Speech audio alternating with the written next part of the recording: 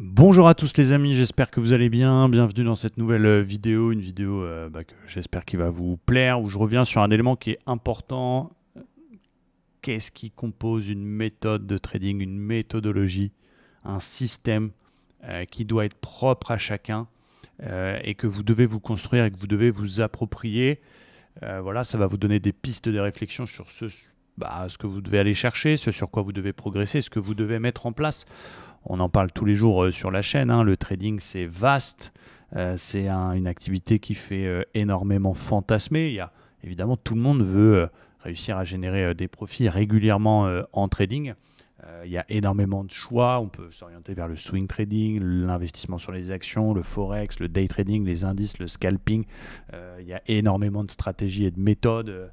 Les méthodes que moi je vais utiliser, ICT, SMC, Ishimoku, le carnet d'ordre, etc., etc. Il y a énormément de choses.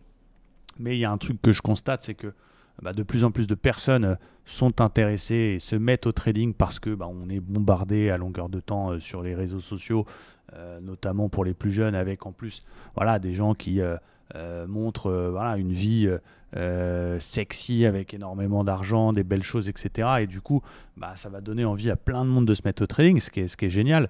Mais les stats sont là et voilà, sans vouloir être pessimiste, il y a une grande majorité des gens qui perdent de l'argent, qui n'y arriveront jamais. Non pas parce qu'elles ne sont pas faites pour ça, même s'il y a, il faut le reconnaître, une sélection naturelle qui se fait. C'est une activité difficile et qui demande énormément d'énergie, de ressources, de capacités. Donc il y a d'abord cette sélection naturelle, mais il y a aussi surtout un mauvais chemin qui est emprunté par les gens qui se mettent au trading, qui vont focus sur les mauvaises choses et qui vont pas définir les bons objectifs, pas utiliser les stratégies qui sont adaptées pour elles et pour leur personnalité, pas être sur le bon marché et puis avoir des mauvaises habitudes. Donc voilà, je voulais faire cette vidéo qui est un petit peu plus visuelle et on va dire théorique et type prof que d'habitude où je vous fais des analyses sur des graphiques, mais je pense que c'est important. Alors, qu'est-ce qui compose une méthode de trading? On va revenir là-dessus. C'est plus qu'un simple signal technique. C'est un ensemble qui doit être propre à chacun. Encore une fois, on me demande 30 000 fois par jour si je donne mes trades, si je fais des signaux de trading. Les gens focus sur la technique. Donne-moi un trade, je veux un signal. Alors, encore une fois, moi je fais la guerre à personne et je vise personne. Il y a des stratégies de trading, il y en a des milliers. Il y en a qui sont à la mode, il y en a qui reviennent, il y en a qui sont contre-tendance, suivi de tendance. Techniquement, effectivement, il y a des milliers de façons de prendre un trade. Il y en a qui le font sérieusement, il y en a qui font du pile ou face. Peu importe, ce n'est pas le plus important. Ce qu'il faut comprendre, c'est qu'une stratégie, une méthodologie, un système de trading, c'est plus que la technique. La technique, elle est importante et je ne suis pas forcément d'accord pour dire la technique, c'est 10% et la psychologie, c'est 20%. Il ne faut pas être extrême comme cela. Mais effectivement, la technique n'est pas tout. Moi, j'ai défini, et ce n'est que mon opinion, 4 composantes majeures avec chacune leur importance égale. C'est-à-dire 25% de technique, 25% de money management, 25% de psychologie, 25% de routine. Bien évidemment, ça peut varier et chacun aura son opinion. Mais c'est important de bien prendre ça en compte et pas de focus que sur l'une de ces composantes-là et surtout de ne pas chercher le Graal. On va le voir dans les erreurs après, ce que ça veut dire ne pas chercher le Graal. C'est très très important. Alors d'abord, la technique. Alors bien sûr, c'est important, savoir analyser un actif correctement, sans biais, savoir définir un plan de trading, savoir identifier des zones d'intervention, savoir pourquoi je rentre en position, quel est mon signal, qu'est-ce que j'utilise comme signal, qu'est-ce que je vise comme objectif, qu'est-ce qui fait que je coupe ce trade s'il ne fonctionne pas. Ça c'est la partie technique. Encore une fois, c'est vaste. Il faut que vous cherchiez quelque chose qui vous correspond, qui vous convient. Il y a tellement de méthodes, il y a tellement de styles et il y a tellement de types de trading que moi, ce que je vous conseille, c'est toujours de démarrer sur les unités de temps les plus longues, c'est-à-dire commencer si vous débutez. N'allez pas commencer par du scalping ou du day trading parce que la pression émotionnelle va être tellement forte que ça va être très très compliqué d'avancer sereinement. Moi, ce que je recommande, c'est de se former, apprendre l'analyse technique, les bases, ce qu'on peut trouver gratuitement sur Internet, savoir définir une tendance, savoir définir des niveaux de support et de résistance, la théorie de dos, est-ce que la tendance actuelle, elle est acheteuse, vendeuse, sur les unités de temps majeures, ok, du coup, qu'est-ce que je vais chercher comme type de trade, etc., etc. Avoir au départ des signaux d'entrée en position relativement simples, parce que on n'oublie pas que plus un système de trading il est complexe, plus ça va être compliqué de prendre une décision. Donc moi, ce que je conseille pour voilà, quand on s'y met, entre guillemets, c'est d'aller faire voilà, ce qu'on appelle du swing trading. Ça veut dire prendre des trades un peu larges sur des unités de temps type weekly, daily, garder ces trades quelques jours, parce que ça va être extrêmement formateur pour la personne qui va apprendre à rester en position.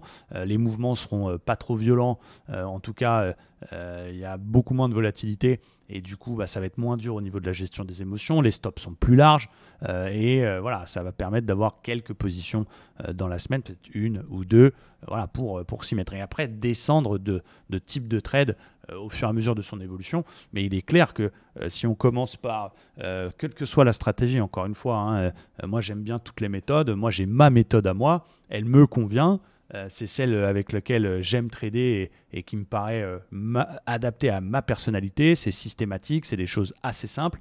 Voilà, ça ne veut pas dire que c'est absolument ce que vous devez utiliser. Vous devez vous construire votre plan technique selon ce que vous comprenez, selon ce qui vous convient.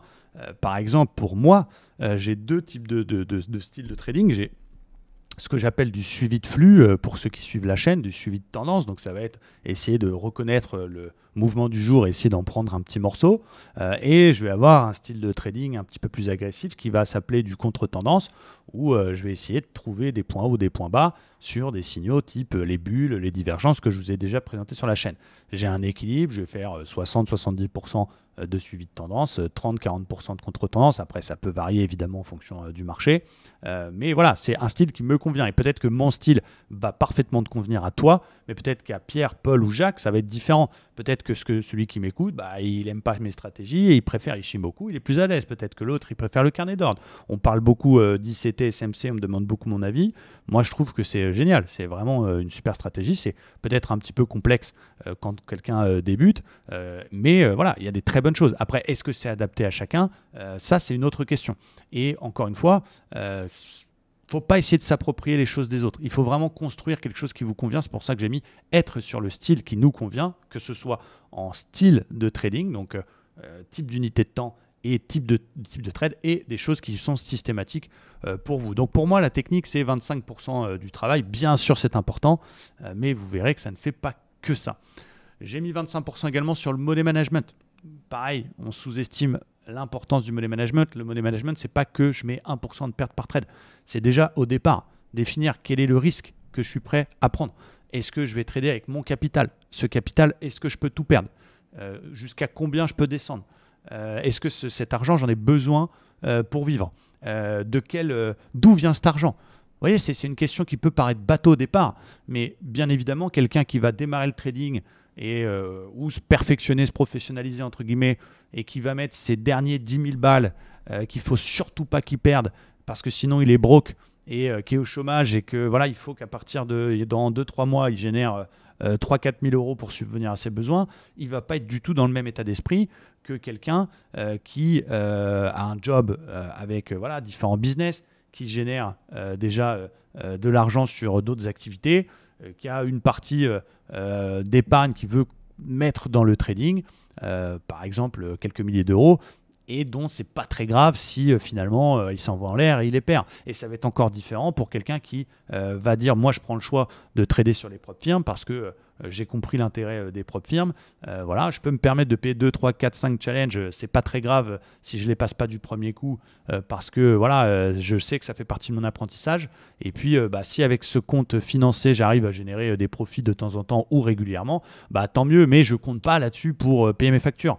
Et encore une fois, un autre scénario, c'est j'ai tout arrêté pour le trading, j'ai zéro revenu, je suis chez mes parents, je veux prendre mon indépendance, il faut absolument que je gagne, j'ai obtenu mon compte financé, putain, il faut absolument que ce mois-là, je génère des profits parce que sinon, je suis mal. Et forcément, ces 4 types de personnes vont être dans quelque chose psychologiquement différent. Donc, il faut, dès le départ, voilà, quel risque on est prêt à prendre. Si on ne définit pas dès le départ le risque qu'on est prêt à prendre, on va être en PLS pendant tout le reste. Donc, c'est important de faire le point.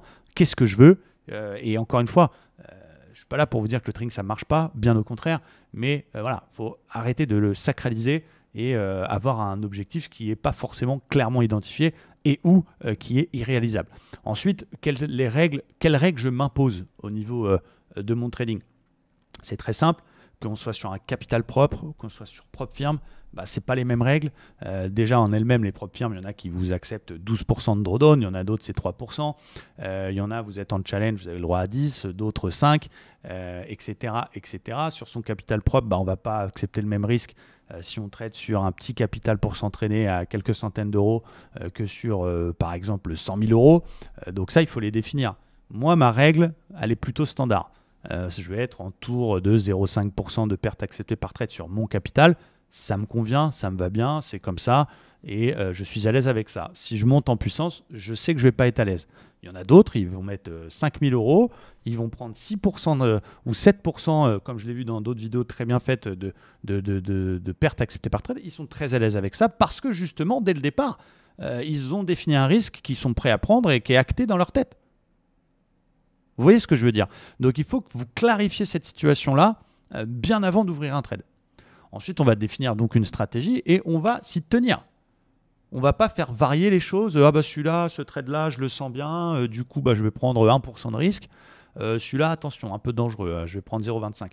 Quelqu'un qui va butiner comme ça et qui va, j'ai mis les petits dés, finalement laisser une place au hasard. Parce que le trade sur lequel on croyait on a mis plus cher, peut-être il ne va pas passer. Et le trade où on a mis pas cher parce que on y croit moyen, il passe. Du coup, le système à la fin, il est complètement déséquilibré. L'idée, c'est effectivement qu'on ait une consistance dans le risque accepté par trade pour pouvoir justement laisser parler les mathématiques sur une longue série. Moi, je le dis, je le répète et je l'assume. Je ne suis pas magicien. Je ne gagne pas tous les jours, je ne gagne pas toutes les semaines, je ne gagne pas tous les mois. Je le dis, je le répète, cette première partie d'année a été difficile. On a tourné autour du flat, c'est comme ça. Il y a un petit peu de gain, un petit peu de perte, un petit peu de gain, un petit peu de perte. Voilà, il y a plusieurs éléments qui peuvent l'expliquer. La phase de marché, la volatilité un petit peu différente, l'actualité Fed, peut-être moi aussi. Mais l'année dernière et l'année d'avant, j'ai fait 2 putains d'années. Et là, on est en train de faire un putain de mois d'août et de juillet. Et il faut être consistant. Et il ne faut pas s'arrêter avec une prise de recul des 2 derniers mois. Mais encore une fois, il faut définir cette stratégie-là. Et pourquoi moi j'ai défini cette stratégie-là et pourquoi je suis consistant et pourquoi je suis régulier et pourquoi je tiens ma méthode? Parce que j'ai l'expérience suffisante et je fais confiance aux mathématiques. Mais tout ça, vous comprenez que c'est un entonnoir. Ça vient de la base. Ça vient du risque que je suis prêt à prendre qui est défini. Ça vient des règles imposées que j'ai acceptées. J'ai adapté à tout ça et j'ai adapté à ma personnalité et j'ai adapté à mon style. Vous comprenez? Donc, c'est pas que, Et encore une fois, je ne suis pas là pour vous décourager, mais je suis là pour vous donner les bons outils. C'est pas, je veux vivre du trading, ça fait 2 mois que je connais ça, j'arrête mon boulot, je vais me prendre un compte 100 000, et puis je vais suivre un gars qui est meilleur que moi, qui va me donner les signaux, comme ça, let's go. Ça ne marchera jamais. Parce que vous allez pas vous approprier... Et peut-être que déjà, dans le fait que ce soit quelqu'un qui vous donne des trades, et même si je parle même des miens, si vous n'êtes pas à l'aise avec, vous avez du mal à les tenir, vous n'allez pas être d'accord parfois avec les trades, ça ne va pas être bon. Donc il faut vraiment que vous vous organisiez pour vous construire tout cela. Et encore une fois, ça passe par tous les points que je viens vous montrer. Vous comprenez? Donc, encore une fois, l'idée, ce n'est pas de vous décourager, mais c'est de vous donner les bonnes pistes. Donc, voilà, la question, ok, où j'en suis? Quel est mon objectif? Quel risque je suis prêt à prendre? Combien j'accepte de perdre? Quelles sont les règles qui me sont imposées si je suis sur propre firme ou que je vais m'imposer si je suis sur mon capital propre? Je définis une stratégie avec laquelle je suis à l'aise. On a vu que techniquement, d'abord, j'apprends à trader, j'apprends une stratégie, une méthode, une technique qui me convient, que je comprends, sur laquelle je peux être systématique, et let's go. Ensuite, je parle du RR, très important encore une fois, risk-reward. Je parle en RR. Il y en a de plus en plus sur les réseaux, sur Internet, sur YouTube qui parlent en RR et c'est une très bonne chose. Il y a quelques temps, on parlait en points, ensuite on a parlé en pourcentage. RR, c'est ça le plus important, ça permet de savoir identifier les vraies opportunités. Un trade, c'est un risque, un gain potentiel. Si vous avez des risques qui sont plus importants que vos gains potentiels, ça ne marche pas sauf si vous gagnez tout. C'est pas plus compliqué que ça. J'ai mis l'exemple de l'échec, on peut prendre une partie d'échecs. Si vous jouez aux échecs et que vous mettez un pari, un bet sur vos parties d'échecs, si vous gagnez 100 euros. Si vous perdez, vous perdez 1000 euros. Il va falloir vous gagner énormément de parties d'échecs pour pouvoir couvrir les parties où vous perdez. À l'inverse, si quand vous gagnez une partie d'échecs, vous gagnez 500, par contre, quand vous perdez, vous payez 100, même si vous en gagnez que 2, 3 sur 10, ça marche. Donc, comprendre cette notion de risk-reward qui fait partie intégrante de votre stratégie, qui fait partie de vos règles de money management, qui vont vous permettre d'identifier les vraies opportunités et de savoir là, je rentre dans un trade ou là, je rentre pas dans un trade. Et donc, vous voyez, on n'est plus du tout sur la technique, même si ça en fait un peu partie, puisque c'est grâce à la technique qu'on va identifier. Là, je vous ai mis l'exemple d'une bulle apesanteur que j'ai pris cette semaine. Pourquoi je l'ai prise? Parce que le ratio risk-reward, il était de 3. Donc, je savais que si ça ne marchait pas, c'était pas très grave parce que c'est ma stratégie. J'en ai vu des milliers et je sais que le win rate, il n'est pas de 100%, mais j'ai un win rate qui est suffisant pour que la fois où ça marche, ça couvre la fois où ça ne marche pas. Parce que si ça marche et que je gagne 3 fois mon risque quand ça ne marche pas, bien mathématiquement, il faut que je gagne une fois sur 4 pour que ce soit break-even, donc 25% de mes bulles. Et j'ai un meilleur win rate que ça va être à 30, 35, 40%. Et encore une fois, je le répète, dans le money management, tout ça est défini pour être à l'aise. Et l'objectif, c'est d'être constant, systématique. Donc, quelle que soit la méthode que vous utilisez, encore une fois, l'analyse technique, ce n'est pas un club de foot. En foot, on est généralement, si on est pour le PSG, on n'aime pas trop l'OM.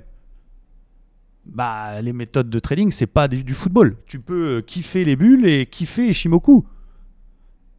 C'est pas parce que tu utilises une composante d'une méthode que tu dois détester les autres. Au contraire, construis la tienne. Mais ce qui est important, c'est d'être systématique. Et c'est pas de changer tous les 4 matins, butiner parce que tu as perdu de trade. Protéger son capital. Encore une fois, que vous soyez en propre firme ou en compte propre, l'objectif du money management, c'est de protéger ce capital. Le capital, c'est votre matière première. Il y a beaucoup de gens qui n'ont pas de règles de money management. Des gens qui disent je vais suivre telle personne parce que j'ai pas envie de bosser, j'ai pas envie d'apprendre. Et puis, je mets 10 euros du point parce que j'ai confiance en lui. Il ne va jamais perdre la même chose, jamais risquer la même chose, jamais gagner la même chose. De base, le système, il est foireux. Même si derrière, la technique, elle est bonne, si le money management, il est foireux, ça sera foireux. Parce qu'encore une fois, je le répète, il n'y a aucune stratégie dans le monde entier. Il n'y a personne qui gagnera 100% de ses trades. Et donc, le but, c'est de gérer ses émotions. Parce que si on a un capital de 1000 euros pour démarrer et qu'on accepte 10% de perte par trade, parce qu'on se dit les 1000 euros, je peux les jeter en l'air, c'est pas grave. Donc, 100 euros par trade. Vous avez 10 chances, entre guillemets. Forcément, si vous perdez 5-6 fois, vous savez que le moment où c'est fini, il arrive. Donc, vous allez être en stress. On va appliquer la même chose sur les propres firmes. Si vous êtes demain sur une propre firme qui vous donne un drawdown de 10%, et que vous prenez 2% par trade, au bout du 3e trade perdant d'affilée, ça va commencer à faire caca culotte parce que naturellement, vous savez qu'il vous reste 2 chances. Donc, vous allez être en PLS sur les trades. Donc, le money management, c'est pas fait pour vous casser les pieds. Et c'est pas parce que tu prends moins que les copains que tu es moins bon ou que c'est pas bien pour toi. Mais il faut pas dire... En fait, il ne faut pas définir un objectif par rapport à ce qu'on veut gagner pour soi-même. Il faut définir un objectif et il faut définir des règles pour être à l'aise avec ça. Vous voyez la nuance entre j'ai réussi à avoir 100 000 financés, je veux gagner 3 000 euros par mois, donc je vais trader à temps. Non, ce n'est pas bon ça. C'est je me connais, je sais que j'aime pas perdre, comme tout le monde, j'ai des émotions. Par contre, effectivement, sur cette propre firme-là, j'ai le droit à 10%. Si je prends 0,5% de perte par trade, j'ai le droit à 20 chances. Je regarde mon historique, je regarde mon journal de trading depuis des années, je regarde mes datas. J'ai jamais fait 20 trades perdants de suite. Donc, je suis à l'aise. À l'inverse, vous comprenez ce que je veux dire. Gérer ses émotions. On va le voir dans la partie mentale. Et puis, rentabilité sans avoir à tout gagner. Encore une fois, très important. La notion de RR, elle est là pour ça. c'est être capable d'être rentable sans gagner tous ses trades. C'est très important. On l'a vu, on l'a fait des milliers de fois où on a eu un win rate plutôt faible, mais on a été rentable. Et à l'inverse, il y a des gens qui ont un très bon win rate, donc qui gagnent beaucoup de trades, mais qui ne gagnent pas de sous. Parce qu'ils gagnent 8 fois sur 10, mais 2 fois sur 10, ils prennent des casquettes. Et ça nous est tous arrivé. Personne n'est parfait. Encore une fois, ça arrive à tout le monde de faire des erreurs. Mais il y a faire une erreur et partir sur un système foireux. Et encore une fois, parler en RR et définir des règles de RR qui, pour moi, par exemple, c'est minimum 2, bah, je sais qu'avec un RR minimum 2 sur chacun de mes trades, à condition, bien sûr, que je les tienne jusqu'au bout, bah, j'ai besoin de 33% de win rate. Donc, je suis à l'aise sur le fait que parfois, ça ne marche pas. Parce que ce n'est pas dramatique. Par contre, forcément, si je ne sais pas ce que c'est le RR, que je suis des trades avec des stops hyper courts et que je suis chargé comme un mulet et que je suis sur une propre firme qui me laisse un petit drawdown ou si j'ai un capital petit sur lequel je prends énormément de risques, bah, je ne vais pas être à l'aise sur le fait que ça ne marche pas. Parce que si ça ne marche pas, je vais tellement prendre une casquette et je me rapproche tellement du moment où c'est cuit que forcément, je vais être en PLS. Donc, vous voyez comme quoi tout est lié. Et que bien sûr, encore une fois, je le répète, la technique, elle est importante.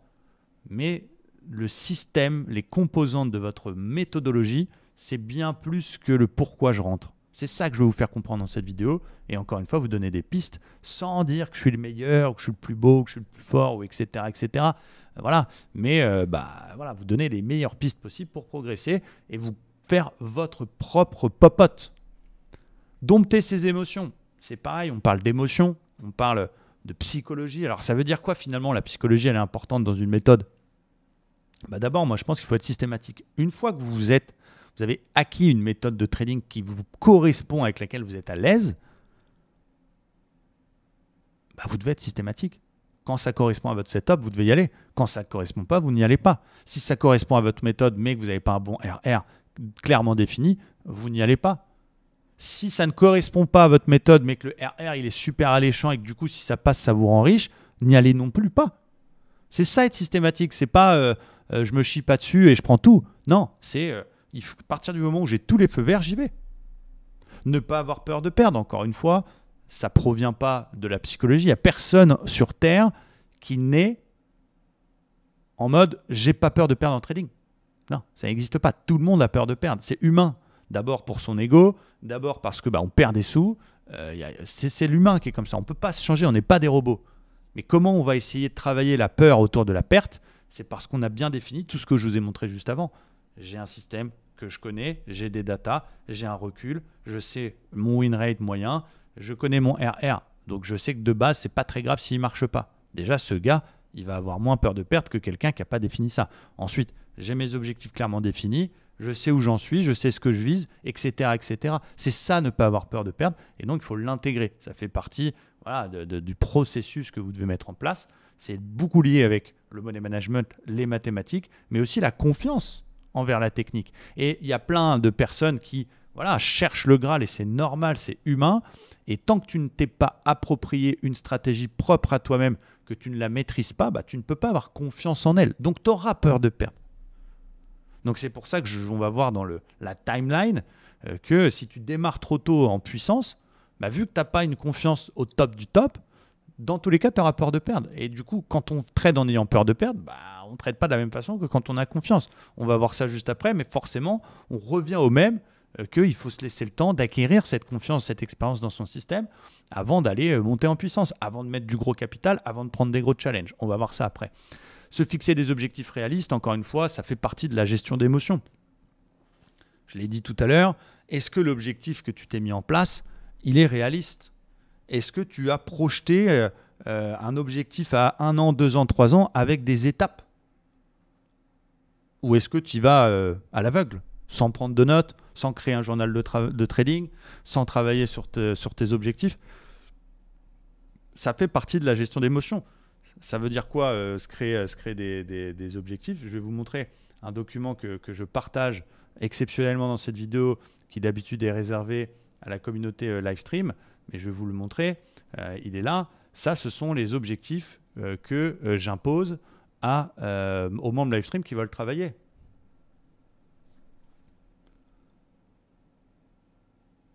J'en ai déjà parlé, il y a 11 objectifs, peut-être sur 12, 18 ou 24 mois en fonction de chacun.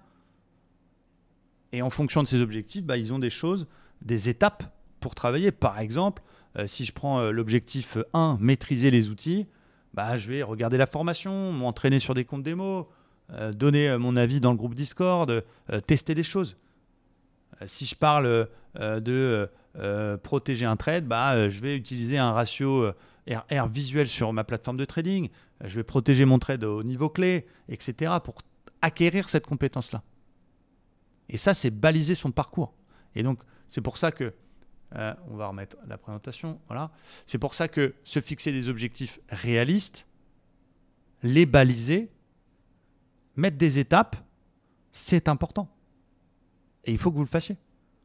Donc, j'en reviens. Et bien sûr, j'ai une école. Et bien sûr, j'en fais la réclame. C'est normal.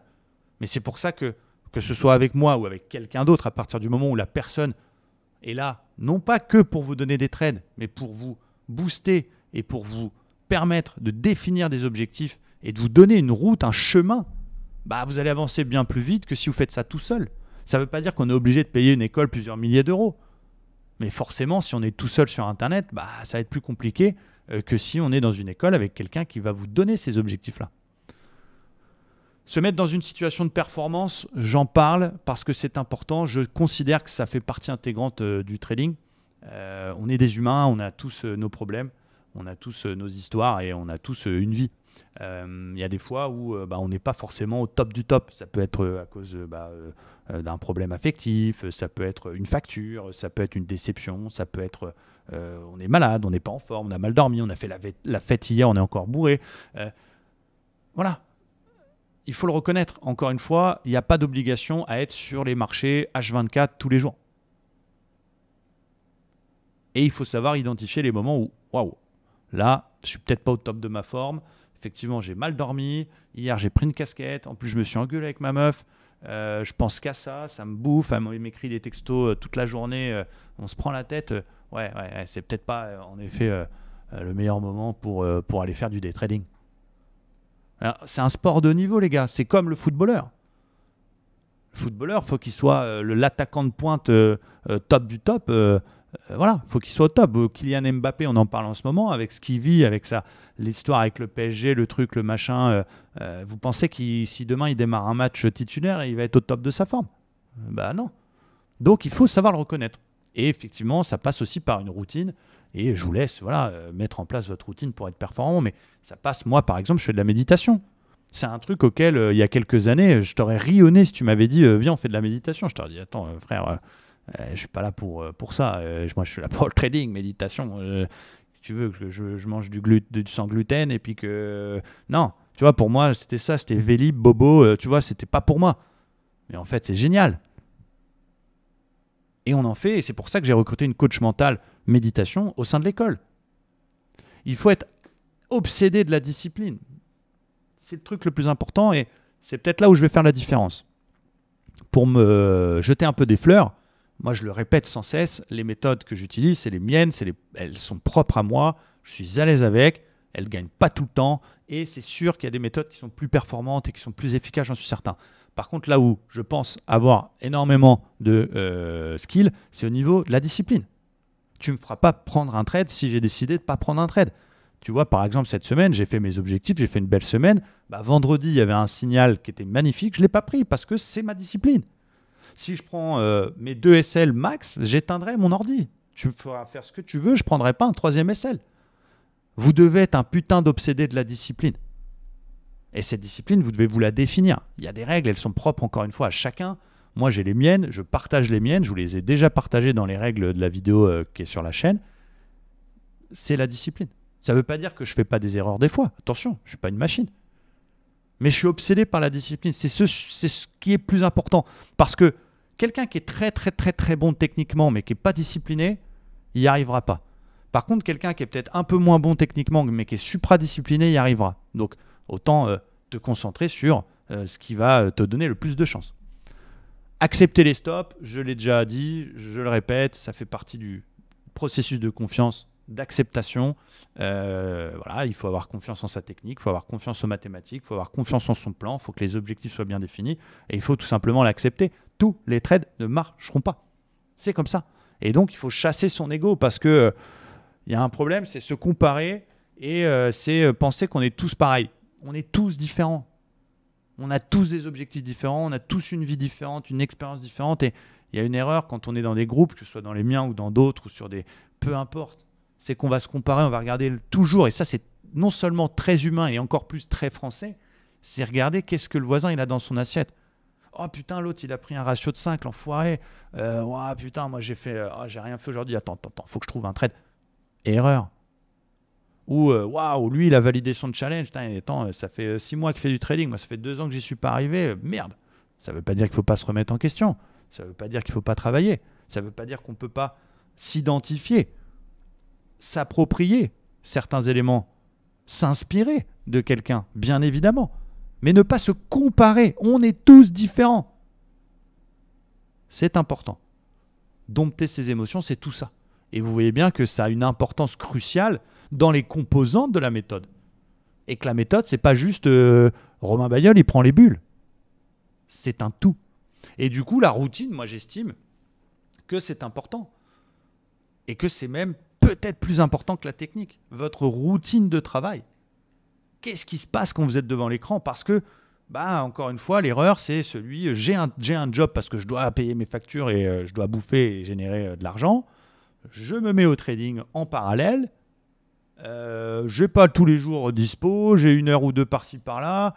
Bon, tiens, on est jeudi, il est 16h. Ouais, tiens, je vais voir ce qui se passe sur le Dow Jones. Forcément, ce gars, il va vouloir prendre un trade et il n'a qu'1 heure dispo. Il a allumé son ordinateur dans l'objectif de prendre un trade, donc il va prendre un trade. Et forcément, peut-être ça va marcher, peut-être ça va pas marcher, mais c'est pas forcément le bon processus.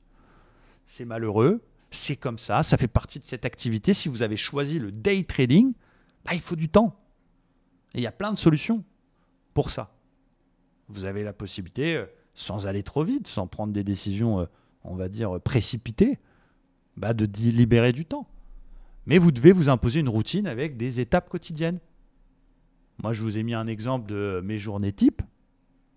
À 8 heures, je me réveille, prise d'infos, je regarde un peu les news, le contexte de marché, qu'est-ce qu'ils ont fait les indices à la clôture la veille si je n'ai pas vu la clôture et que j'étais en train de faire autre chose. Par exemple, des fois j'éteins mon ordi parce que j'ai fait mon TP ou j'ai pris mon SL. Je ne vais pas regarder à 22 heures. Donc, je regarde ce qui se passe, les news, investing, le calendrier économique, etc. etc. Je m'imprègne. Ça, c'est ma journée type. 9h, 11h, je fais mon morning live. Ce n'est pas juste un show. Je mets en place mes analyses, je définis mes plans, je recherche des opportunités, je prépare mes plans d'intervention, mes niveaux. Je vous le partage dans le Telegram. Je sais déjà ce que je vais chercher sur les indices américains l'après-midi à 10h du matin. Ensuite, je vous fais le petit LNDJ. Et après, je ne touche plus à rien jusqu'à 15h. Parce que j'ai d'autres activités, j'ai des réunions, j'ai d'autres choses à gérer. Et c'est ma routine, elle est comme ça. 15h15, 17h30, 18h, bam! C'est la chasse. Ma session de trading US. C'est là où je vais essayer de faire mon beurre. Et c'est là où je chasse. Et bien sûr, on ne peut pas tout chasser en même temps. Même si c'est bien de diversifier, on ne peut pas être un crack sur le day trading indice US, sur le forex, sur les actions, sur les cryptos, sur les options, sur les matières premières, le gold, le truc. À un moment donné, il va falloir vous choisir un style et on en revient au début.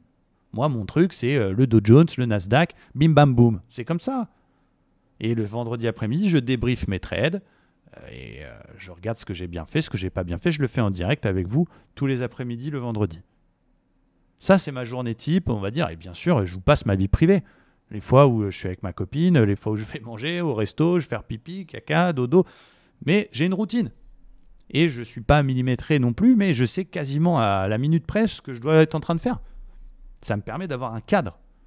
Et vous voyez la différence entre ça et quelqu'un qui n'a pas de routine. Donc vous devez vous construire un planning, une routine. Voilà.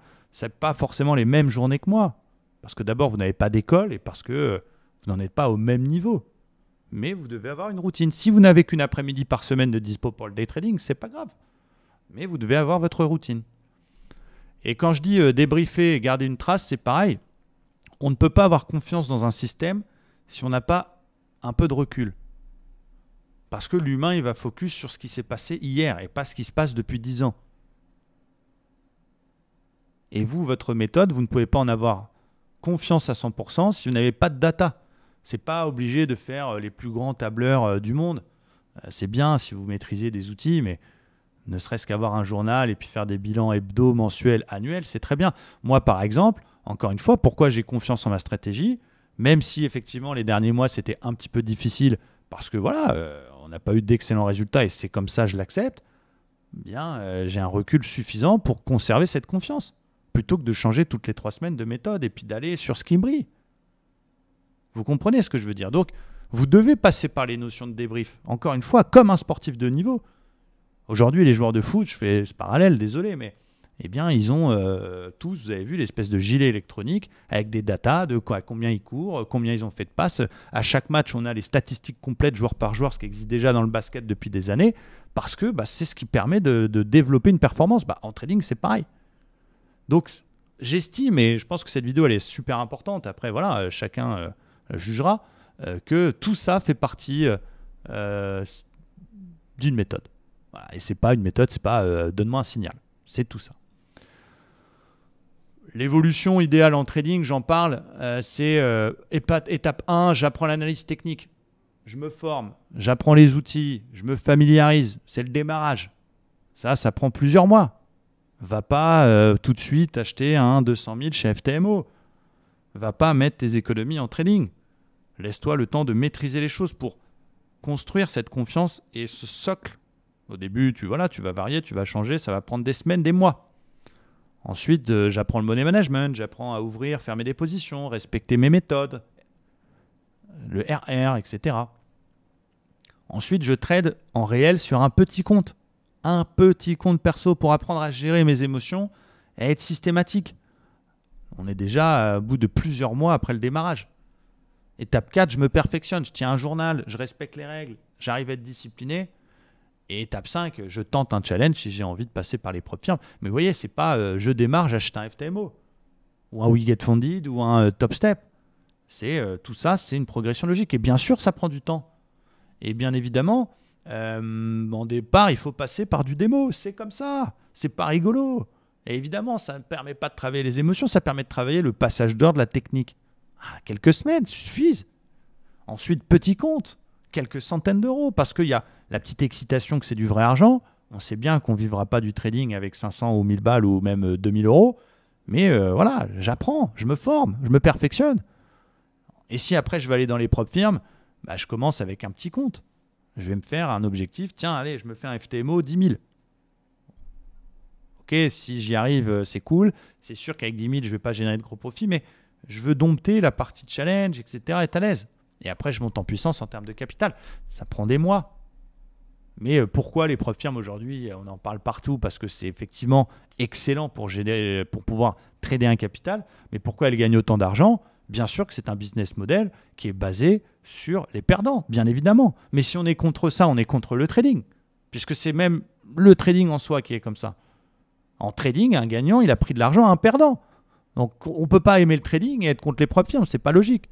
Maintenant, il faut les aborder de la bonne façon. Bien évidemment qu'FTMO, MyForexFund, etc., elles gagnent énormément plus d'argent sur les gens qui échouent les challenges que sur les commissions qu'elles gagnent des traders financés. Et les stats l'ont prouvé, il y a très très très peu de personnes qui réussissent leur challenge et encore moins qui font des retraits. Pourquoi? Parce que les gens focus, encore une fois, sur la technique only. Zéro money management, zéro gestion d'émotions, zéro routine, zéro habitude, ça butine. Et là, on va parler des erreurs les plus communes, celles que je constate. Mauvaise définition des objectifs, trop ambitieux, trop de pression. Quelqu'un qui va plus vite que la musique, il se casse la gueule. Quelqu'un qui arrête son boulot, qui n'a aucun revenu à côté, qui a des charges importantes, qui a financé 100 000 et qui veut absolument en vivre, il va être dans une situation effectivement où il est en stress. Et c'est normal. Ça ne veut pas dire qu'il n'y arrivera pas, mais ça va être forcément plus difficile que quelqu'un qui prend son temps. Et encore pire si les objectifs sont complètement absents. Il y a des gens, ils tradent, ils ne savent pas pourquoi. Et en plus, ils n'aiment pas ça. Ou alors, ils ont des mauvais objectifs. Si c'est un objectif financier, c'est normal. Bien évidemment, on ne va pas dire qu'il faut faire du trading pour ne pas gagner d'argent. Mais il y a parfois des mauvaises raisons. Donc, il faut bien définir ses objectifs. C'est l'erreur, je pense, la plus basique. Et pas avoir préparé ce plan d'action avec un objectif moyen terme, long terme, une vision long terme et des étapes. Et je vous laisse les définir vous-même. Butiner sans cesse, ça peut m'agacer. Je le respecte parce que je connais la nature humaine et je connais l'humain. Mais à la fois s'imposer le système d'autrui, que ce soit le mien ou celui de quelqu'un d'autre, c'est une erreur. Parce que je le répète, ce qui convient à Pierre ne conviendra pas à Paul et encore moins à Jacques. Et rechercher le Graal. Il y a des gens, ils cherchent absolument la technique qui perd jamais, qui n'existe pas. Et parce qu'ils sont focus technique, qui est l'erreur numéro 3, en sous-estimant l'impact des autres composantes d'un système que je viens d'en définir dans cette vidéo. Et numéro 4, c'est s'entourer des meilleures personnes, se comparer, dépendre de quelqu'un. Encore une fois, j'ai rien contre les forums, j'ai rien contre les choses auxquelles on peut échanger, c'est très bien et Internet est magnifique parce qu'on a aujourd'hui la possibilité de parler à qui on veut de l'autre bout du monde. Mais si vous avez envie de progresser, il faut définir avec qui vous allez discuter toute la journée, qui est-ce qui va vous entourer dans votre quotidien. Si vous êtes un groupe de 15 personnes ensemble pour trader, que vous êtes 15 personnes qui sont là pour apprendre et qui débutent, mais ça ne va pas progresser puisqu'il n'y a personne qui va avoir les capacités et les compétences pour vous faire monter en puissance. Et du coup, ce qui va se passer, c'est qu'il va y avoir un leader qui va naturellement se mettre en place, qui va vous imposer ce qu'il faut faire. Ça ne va pas du tout vous correspondre et vous n'allez pas avancer. Donc, il faut s'entourer des bonnes personnes. Est-ce que je suis une bonne personne ? Je ne sais pas, c'est à vous de le définir. Moi, je sais que je suis quelqu'un de clivant dans ma façon de parler, dans ma façon d'être. Mais quand je vois les succès de la communauté, notamment ceux qui réussissent ces challenges en ce moment, je suis très content. Mais après, parfois, tu vas me détester parce que tu penses que tout ça, c'est du pipeau. Parfois, tu vas m'adorer, parfois, tu vas pas avoir d'avis. Peu importe. Encore une fois, tout ce que je vous montre là, c'est valable pour tout le monde. C'est pas only live stream, only Romain Bagnol. Mais c'est une vidéo qui me tenait à cœur pour vous donner quelques pistes. On pourrait en parler des heures et rentrer dans le sujet en détail. Ce qu'il faut comprendre, c'est que dans la vie, je pense que tout est possible à celui qui s'en donne les moyens. Et malheureusement, il y a énormément de personnes qui ont une fainéantise, qui ne se donnent pas les moyens et qui veulent tout de suite la réussite des autres et qui veulent tout de suite y arriver sans rien faire. Et du coup, forcément, c'est construit sur du sable et ça se casse la gueule. Prenez votre temps. Il y a énormément de ressources sur Internet. Il y a énormément de choses sur lesquelles vous pouvez travailler. Et définissez-vous des objectifs clairs, pas à pas, étape par étape, et mettez toutes les chances de votre côté. J'espère que cette vidéo vous a plu et que vous y voyez encore un petit peu plus clair. Elle est un peu longue, j'en suis désolé. Je vous remercie et je vous souhaite une très très belle journée. À bientôt.